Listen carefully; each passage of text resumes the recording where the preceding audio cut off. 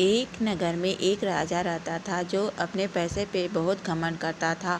वो अपनी रानी से कहा, रानी तुम बताओ पैसा बड़ा है या बुद्धि। रानी ने कहा, महाराज बुद्धि बड़ा है। यह सुनते ही राजा को बहुत ही गुस्सा आया और रानी को से निकाल कर एक छोटे से मकान में कुछ सैनिकों के साथ भेज दिया। और उसके रानी के पास कुछ भी पैसा नहीं था, लेकिन रानी बहुत ही चतुर थी। उसने सैनिकों को कहा कि जाओ तुम दो बड़े बड़े ईंटें लाओ और उसे सुंदर से कपड़े में बांध दो। पोटली तरह बांध कर अपने नाम का हस्ताक्षर कर दी और सैनिकों को कहा, जाओ इसे साहूकार के पास ले जाओ और कहना कि रानी ने 10,000 रुपये उधार मांगे हैं। जब उनका हो जाएगा तो तुम्हें 10,000 देकर ये छुड़ा ले जाएगी। साहूकार ने सोचा, रानी के हस्ताक्षर है तो इसमें जरूर ही कुछ बहुमूल्य पदार्थ होंगे। साहूकार ने 10,000 रुपये सैनिक को दे दिए। सैनिक ने वो रुपये ले जाकर रानी को दिए, जिससे रानी ने कुटीर उद्योग शुरू किया। आसपास की सारी औरतें आत्मनिर्भर होने लगी। धीरे गांव तरक्की करने लगा। मुनाफे के पैसे से स्कूल, दवाखाना आदि का निर्माण करने लगी। सड़क का भी निर्माण हुआ।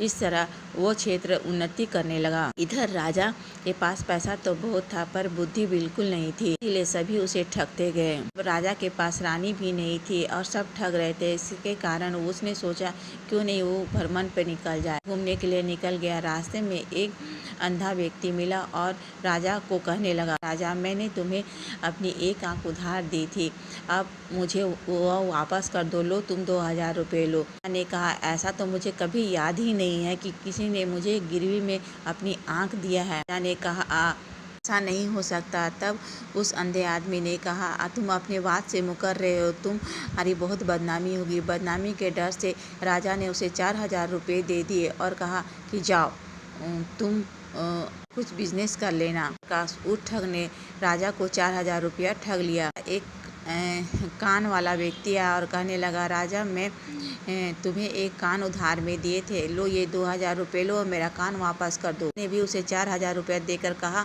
कि जाओ तुम कुछ कर लो, मेरे पास तेरे कान उधार नहीं है। इस तरह उसे सब बुद्धू बनाने लगे। एक राज्य में ये घोषणा की गई कि जो भी व्यक्ति शतरंज में यहाँ के राजकुमारी को हराएगा उससे राजकुमारी शादी कर लेगी। लेकिन अगर शतरंज में राजकुमारी जीत गई तो आने वाले व्यक्ति को जेल जाना पड़ेगा। ने स्वीकार कर लिया और राजा ने हार गया। राजा को जेल हो गई। रानी को यह बात पता चल गई। ने राजा को खोजते हुए फिर उसी मार्ग में आई। एक अंधा व्यक्ति उसे मिला और कहने लगा, रानी मैंने आपको अपनी आंख उधार दी थी, ये 2,000 रुपये और मुझे अब मेरे आंख वापस कर दीजिए। बहुत चतुर थी। कहने लगी, ऐसे तो मेरे पास बहुत सारे आंख हैं, मुझे कैसे पता चलेगा तुम्हारी आंख कौन है, इसलिए तुम अपनी दूसरी आंख भी निकाल के मुझे दे दो ताकि मैं तोल कर देख सकूं कि कौन आंख तुम्हारी है। बात सुनते ही वो ठग भाग निकला।